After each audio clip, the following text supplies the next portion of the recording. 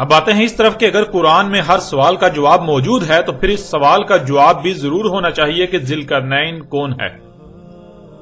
اور ناظرین، اللہ سبحانہ و تعالیٰ نے قرآن میں اس سوال کا جواب ایک نہیں بلکہ کئی مقامات پر بہت ہی صراحت کے ساتھ واضح کر دیا۔ اور ابھی جب حق آپ کے سامنے آئے گا تو آپ کو ان لوگوں کی عقل و ذہانت اور ان کے علم پر حیرانی ہوگی جو دین کے ٹھیکیدار بنے ہوئے تھے اور آج بھی بنے ہوئے ہیں۔ اس کے باوجود وہ اندھے کے اندھے ہیں کہ قرآن میں ایک نہیں دو نہیں بلکہ کئی مقامات پر ذی القرنین کی حقیقت کھول کھول کر بیان کر دی۔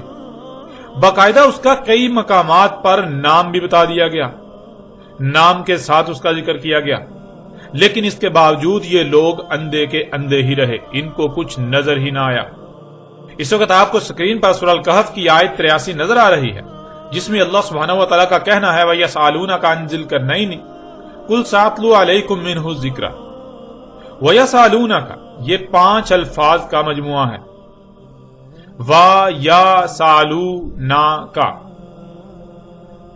وا یعنی واو کے معنی اور کے ہیں اور آگے یا کا استعمال ہوا ہے جو خود ہی کا اظہار کرتا ہے، یعنی کہ آگے جس کا ذکر کیا جا رہا ہے وہ ہو رہا ہے، گویا کہ خود ہی ہو رہا ہے۔ اگلا لفظ ہے سالو، جو کہ سال سے ہے۔ سال کہتے ہیں حاجت روائی کے لیے کسی کی طرف لپکنا، اور اس کے ساتھ واو کا استعمال اسے حال کا صیغہ بنا دیتا ہے کہ ایسا ہو رہا ہے، یعنی کوئی حاجت ہے، اس حاجت روائی کے لیے کسی کی طرف لپکا جا رہا ہے۔ اور اگلا لفظ ہے نا، جس کے معنی ہم یعنی اللہ خود اپنا ذکر کر رہا ہے۔ اور پھر اگلا لفظ ہے کا، جس کے معنی تو یعنی جس سے اللہ مخاطب ہے، اللہ کا رسول، اللہ کا بیعث کیا ہوا، اللہ کا نمائندہ، جسے اللہ نے انسانوں کی رہنمائی کے لیے کھڑا کیا۔ اللہ جس کی صورت میں انسانوں سے خطاب کر رہا ہے، انسانوں سے کلام کر رہا ہے، انسانوں کو ان کے سوال کا جواب دے رہا ہے۔ اب آتے ہیں ناظرین اس پورے لفظ کی طرف، وَيَسْأَلُونَكَ، اور یہ جو حاجت روائی کے لیے لپکا جا رہا ہے وہ ہماری طرف لپکا جا رہا ہے، ہماری طرف سے تو ہے، تو ان کی حاجت روائی کر، یعنی ان کے سوال کا جواب دے۔ ناظرین ذرا غور کریں، اگر کسی کے پاس علم ہی نہیں تو کیا آپ اس کے پاس اپنا سوال لے کر جائیں گے؟ جو آپ کی حاجت روائی کر ہی نہیں سکتا اور آپ کو علم ہو تو کیا پھر بھی آپ اس کی طرف لپکیں گے اپنی حاجت روائی کے لیے؟ نہیں، بالکل نہیں، بلکہ آپ اسی کی طرف لپکیں گے جس کے بارے میں آپ کا گمان ہوگا کہ یہ آپ کی حاجت روائی کر سکتا ہے، یہ آپ کے سوال کا جواب دے سکتا ہے۔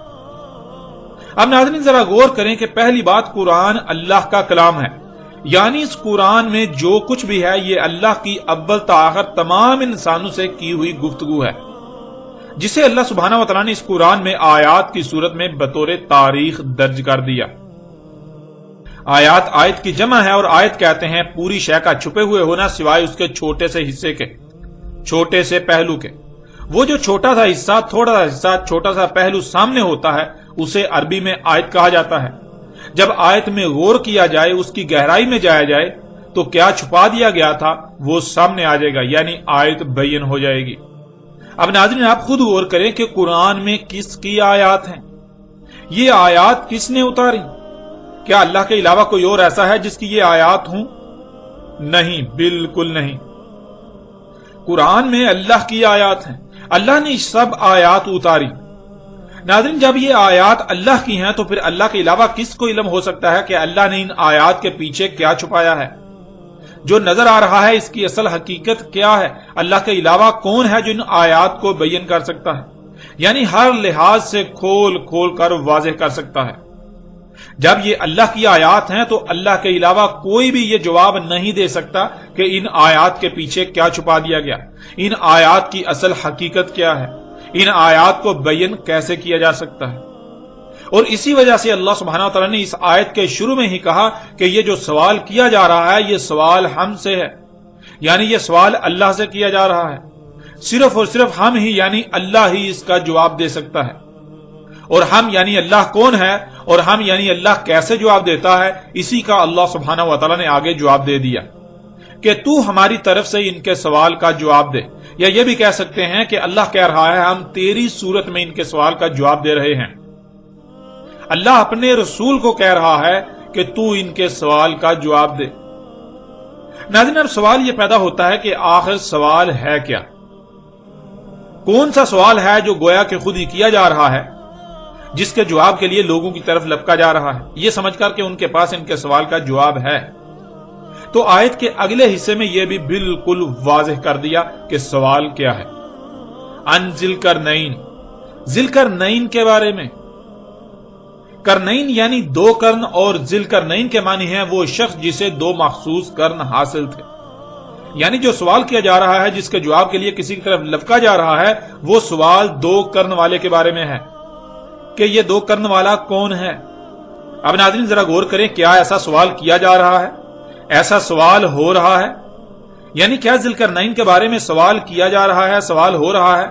जब गौर करेंगे तो आप पर यह बात बिल्कुल खुलकर वाज़ेह है कि बिल्कुल गुज़श्ता कई सदियों से लेकर आज तक इंसानों की अक्सरियत का यह सवाल है कि ज़िलकरनैन कौन है। और अपनी हाजत रवाई के लिए, इस सवाल के जवाब के लिए उन लोगों की तरफ लपका जा रहा है जो इंसानों की रहनुमाई के दावेदार हैं। अल्लाह के अलावा कोई भी नहीं जानता कि इंसान को दुनिया में क्यों लाया गया, इसके दुनिया में आने का मकसद क्या है और वो मकसद कैसे पूरा होगा। इसलिए अल्लाह के अलावा कोई दूसरा रहनुमाई नहीं कर सकता। और अल्लाह कैसे रहनुमाई करता है, यह भी अल्लाह सुब्हानहू व तआला ने कुरान में कई मकामात पर बिल्कुल वाज़ेह कर दिया कि तुम इंसान चूंकि बशर हो तो तुम ही में से किसी बशर का इंतखाब करके अल्लाह उस बशर के जरिए इंसानों की रहनुमाई करता है, इंसानों के सवालात के जवाबात देता है। और इसी का फायदा उठाते हुए बहुत से इंसान भी इंसानों की रहनुमाई के दावेदार बन जाते हैं, जो तरह तरह के अलकाबात से जाने और पहचाने जाते हैं।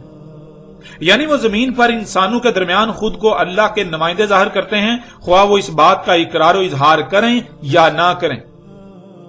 उन्होंने असल का रास्ता रोकने के लिए ऐसे ऐसे असूलों कवानीन गढ़ कर फैला रखे होते हैं कि वो खुद अमली तौर पर अल्लाह की नुमाइंदगी के दावेदार तो बने होते हैं, लेकिन जबान से उसका इकरार नहीं करते। क्योंकि अगर जबान से इस बात का इकरार करेंगे तो अपने ही फतवों की जद में आ जाएंगे और इंसान उनकी फैलाई हुई जहालत की वजह से उन पर टूट पड़ेंगे।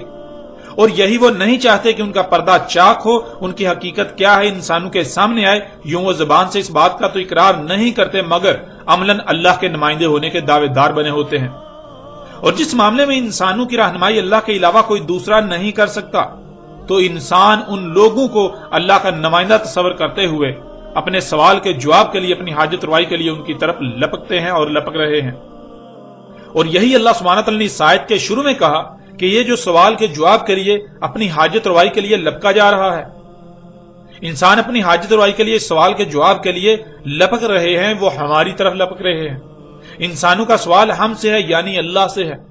वो इन उलमा, हजरत, शेख, अल्लामा, मुफ्ती वगैरह समेत तरह तरह के अलकाबात से मारूफ तबके की तरफ इसलिए लपकते हैं, उनसे रुजू इसलिए करते हैं, उनकी तरफ अपनी हाजत रवाई के लिए इसलिए बढ़ते हैं क्योंकि इंसान उन्हें अल्लाह का नुमाइंदा समझते हैं।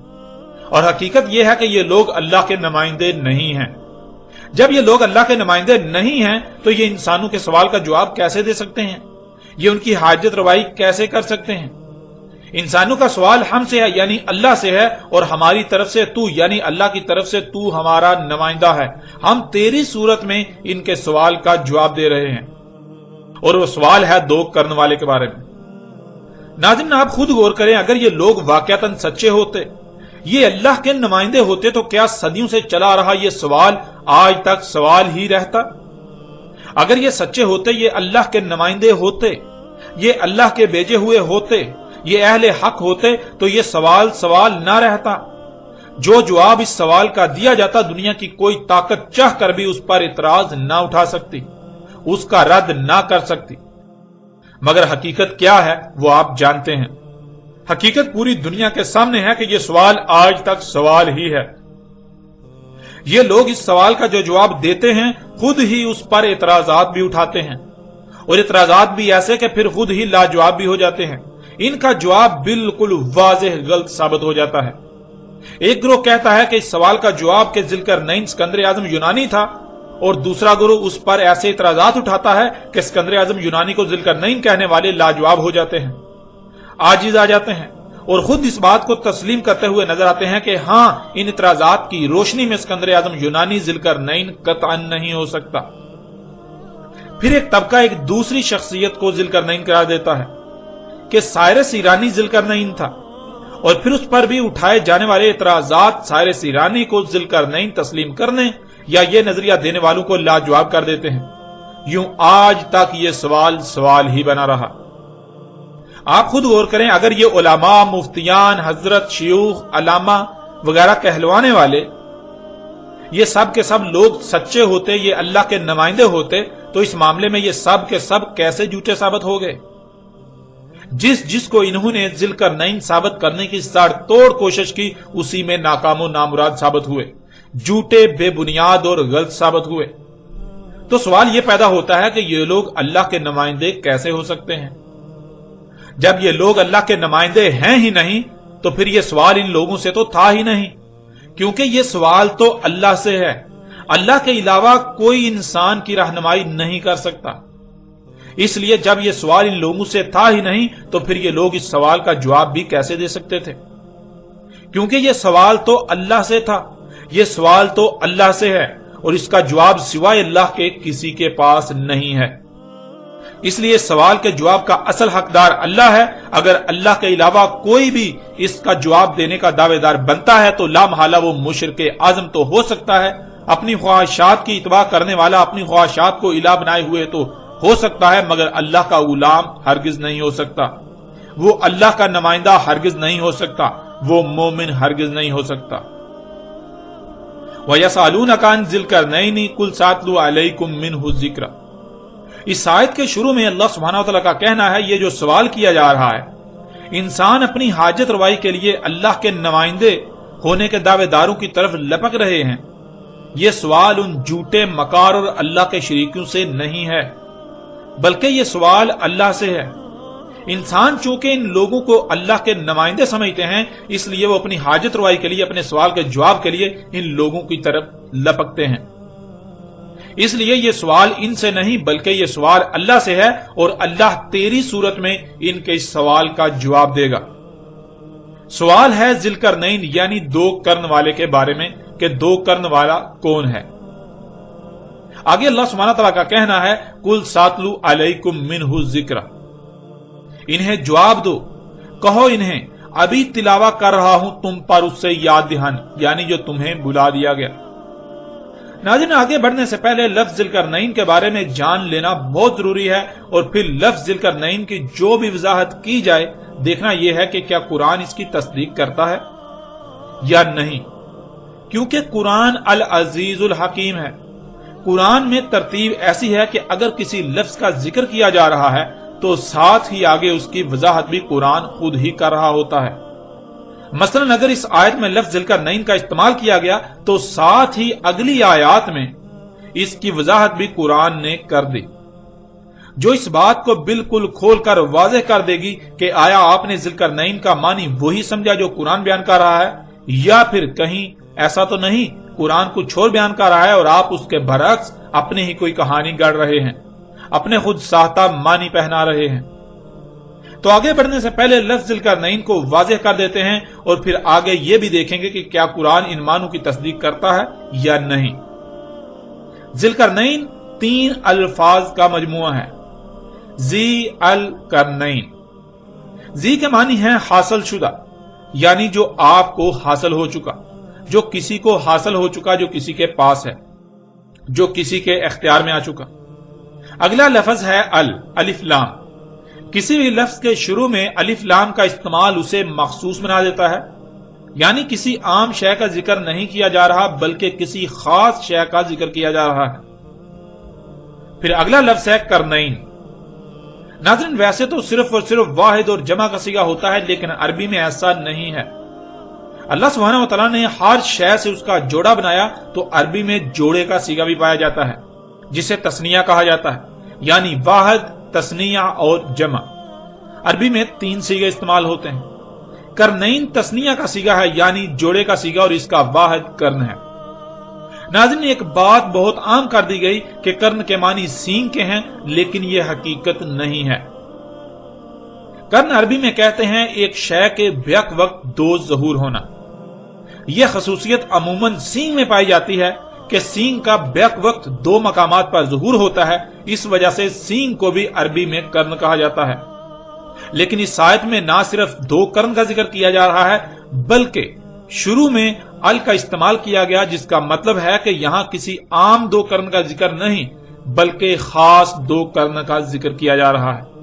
یہ کوئی مخصوص دو قرن ہے، اور پھر یہ بات بھی کسی سے ڈکی چھپی نہیں ہے کہ سورج کے مقام طلوع یا مقام غروب کو عربی میں قرن کہا جاتا ہے، اور اسی وجہ سے قرن کہا جاتا ہے کیونکہ سورج جہاں آپ کو غروب ہوتا ہوا نظر آ رہا ہوتا ہے وہیں سے وہ ایک دوسری قوم پر طلوع ہوتا ہوا بھی نظر آ رہا ہوتا ہے، یعنی سورج کے بیک وقت اس مقام پر دو ظہور ہوتے ہیں۔ اس وجہ سے سورج کے مقام طلوع یا مقام غروب کو قرن کہا جاتا ہے۔ اب ناظرین ذرا غور کریں، جہاں آپ کو سورج غروب ہوتا ہوا نظر آ رہا ہے وہیں سے زمین کے دوسری طرف کے لوگوں کو ان پر طلوع ہوتا ہوا نظر آ رہا ہوتا ہے۔ یوں یہ ایک ہی مقام پر بیک وقت سورج کے دو ظہور ہوتے ہیں، جسے عربی میں قرن کہا جاتا ہے۔ یوں یہ ایک قرن ہو گیا، اور جہاں آپ کو طلوع ہوتا ہوا نظر آ رہا ہوتا ہے تو وہیں سے وہ ایک دوسری قوم یعنی زمین کے دوسری طرف کے لوگوں کو غروب ہوتا ہوا نظر آ رہا ہوتا ہے۔ یوں ایک یہ مقام جہاں سورج کے بیک وقت دو ظہور ہوتے ہیں، ایک قرن یہ بن گیا۔ ان دونوں کو عربی میں دو قرن یعنی قرنین کہا جائے گا، اور یہ قرنین عام قرنین نہیں ہیں بلکہ یہ دو خاص قرن ہیں، یہ خاص قرنین ہیں، اس لیے انہیں عربی میں جب لکھا جائے گا تو القرنین کہا اور لکھا جائے گا۔ اب آئیں لفظ ذی القرنین کی طرف۔ ذی القرنین کسی شخصیت کا نہ تو لقب ہے اور نہ ہی کنیت، بلکہ یہ اسم ہے، اور اسم کہتے ہیں صلاحیتوں، خصوصیات و صفات کو جو کسی میں موجود ہوتی ہیں۔ اردو میں اسم کا ترجمہ نام کیا جاتا ہے، یا عربوں کی اکثریت اسم سے مراد نام لیتی ہے، جو کہ بالکل غلط العام ہے۔ قرآن میں اس مقام پر جس شخصیت کو ذی القرنین کہا جا رہا ہے اسے لوگ ذی القرنین لفظ سے نہیں جانتے پہچانتے تھے، بلکہ وہ شخصیت دنیا میں کسی اور لقب یا کنیت یعنی نام سے جانی پہچانی جاتی تھی۔ ذی القرنین لفظ صرف اور صرف اللہ سبحانہ و تعالیٰ نے قرآن میں استعمال کیا، اور یہ آیت ہے، بیان نہیں ہے۔ یعنی اس لفظ کا استعمال اس لیے کیا گیا کیونکہ یہ لفظ اپنے اندر بہت سی تفصیلات سموئے ہوئے ہیں۔ ان تفصیلات کو اگر کم سے کم وقت اور کم سے کم الفاظ یا چھوٹے سے چھوٹے لفظ میں بیان کیا جا سکتا تھا تو وہ صرف اور صرف یہی ایک لفظ تھا۔ اللہ الحکیم ہے، اس لیے اس لفظ کا استعمال اللہ کی حکمت ہے۔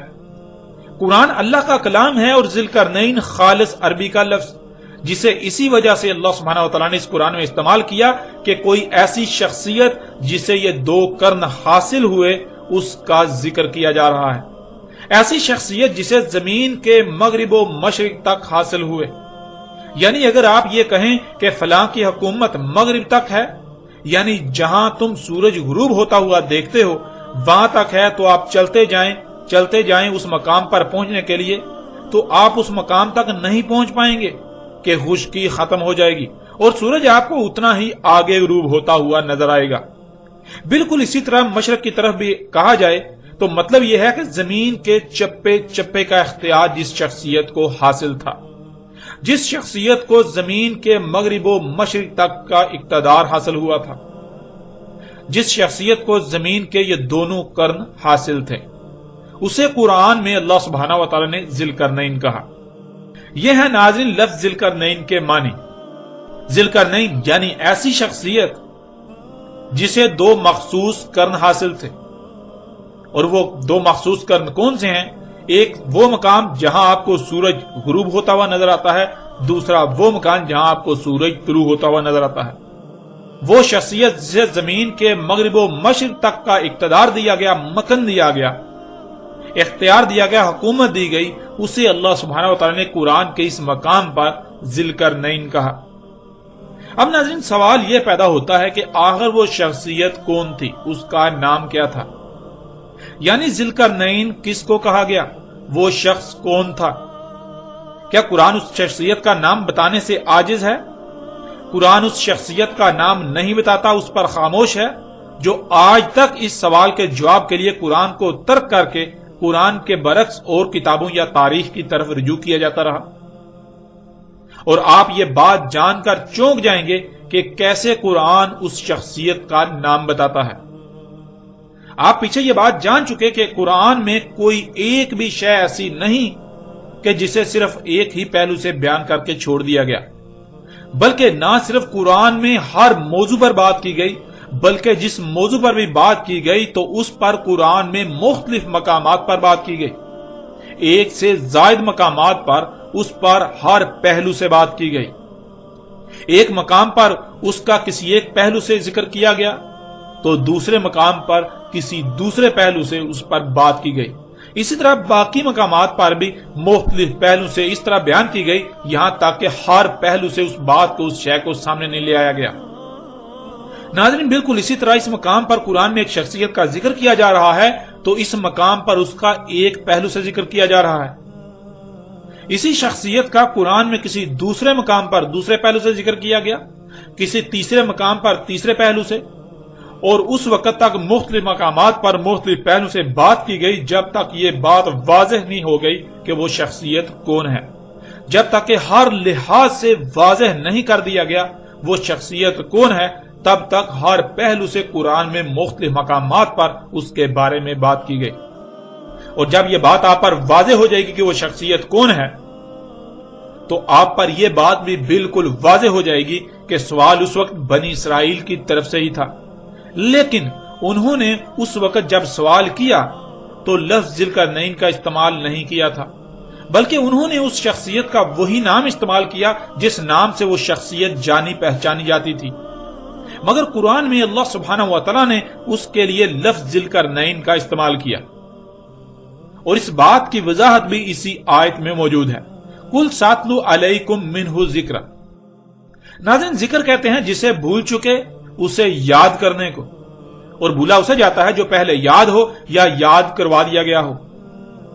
اس آیت میں آپ بالکل واضح الفاظ میں دیکھ سکتے ہیں کہ اللہ کہہ رہا ہے انہیں کہو ابھی تلاوہ کر رہا ہوں، یعنی پوری ترتیب کے ساتھ کھول کھول کر تم پر واضح کر رہا ہوں اس سے جو تمہیں یاد تو کروا دیا گیا تھا مگر تم بھول چکے، جو تمہیں یاد تو تھا مگر تم بھول چکے۔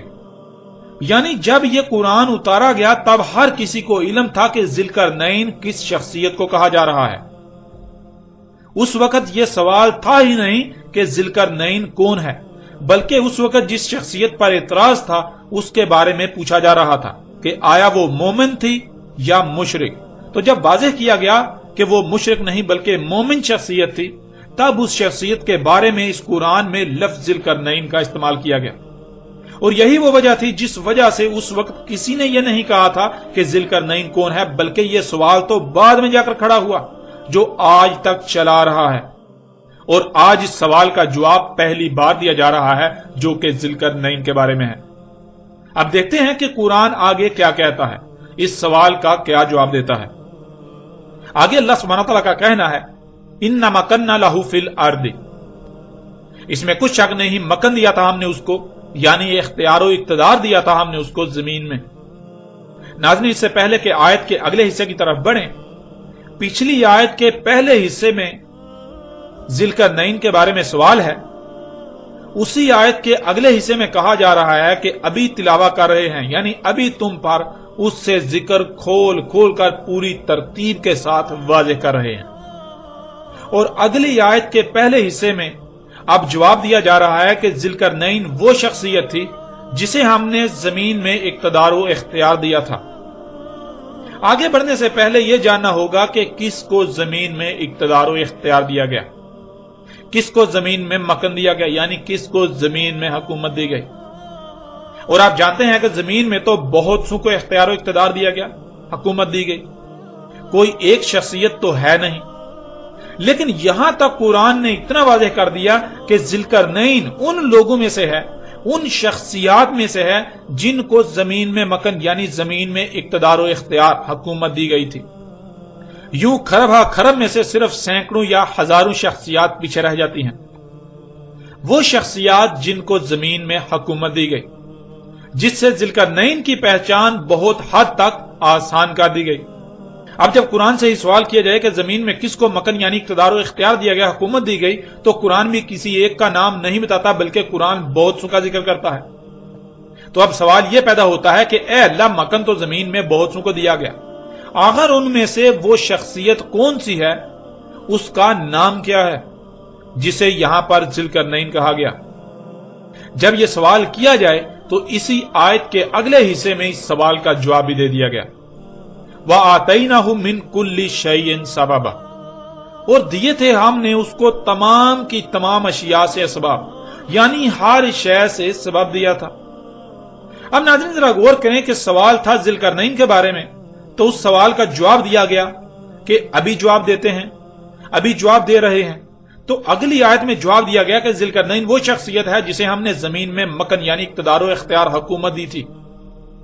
لیکن یہاں پھر سوال پیدا ہوا کہ زمین میں حکومت تو بہت زیادہ شخصیات کو حاصل ہوئی، آخر ان میں سے وہ کون سی شخصیت ہے، اس کا نام کیا ہے؟ تو آگے اس سوال کا جواب بھی دے دیا گیا کہ وہ شخصیت ہے جسے ہم نے ہر شے سے اسباب دیے تھے، من کلی شیء سے دیا گیا۔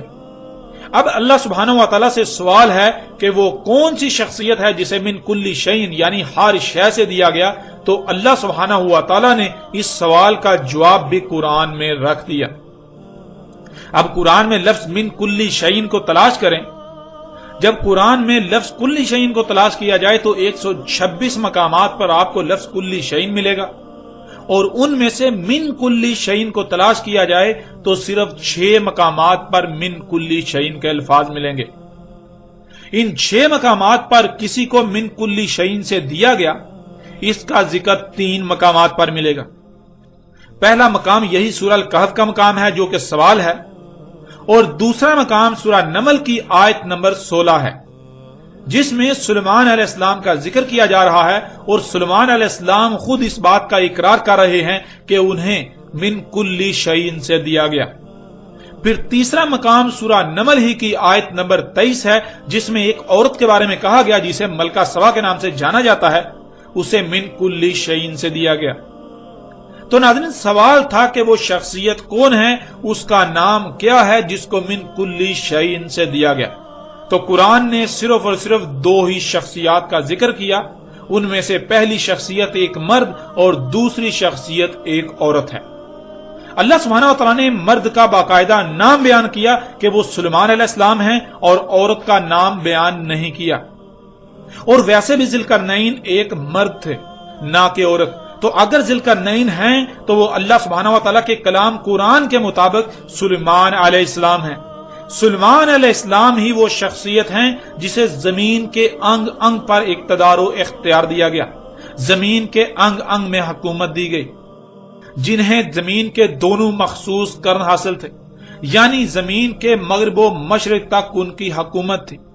یوں ذوالقرنین جس کو 2 مخصوص کرن حاصل تھے وہ سلیمان علیہ السلام تھے، نہ کہ کوئی اور۔ ناظرین یہاں تک اگر غور کیا جائے تو قرآن نے اپنے دعوے کے عین مطابق اس سوال کا بالکل کھول کھول کر جواب دے دیا کہ ذوالقرنین سلیمان علیہ السلام ہیں۔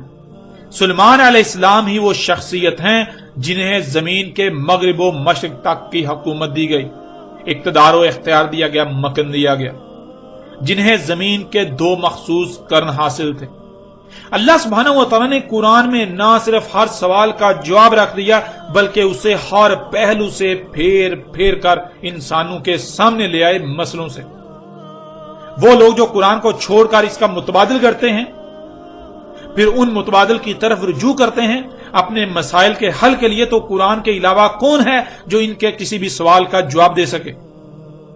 اگر کوئی ہے تو جائیں اس سے جواب حاصل کر لیں اگر یہ لوگ سچے ہیں۔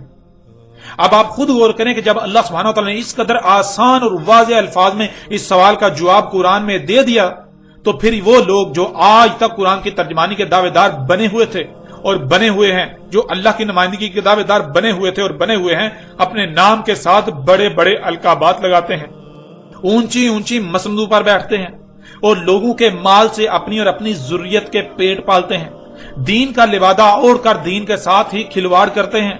ان کی حقیقت کیا ہے آج آپ کے سامنے ہے۔ ان کو کس نے یہ اختیار دیا کہ جو یہ آج تک کہتے آئے کہ قرآن میں ذوالقرنین کا ذکر تو آیا ہے لیکن یہ نہیں بتایا گیا کہ ذوالقرنین کون ہے؟ یہ ان کو کس نے اختیار دیا؟ کیا یہ لوگ سچے ہیں اور قرآن جھوٹا ہو گیا؟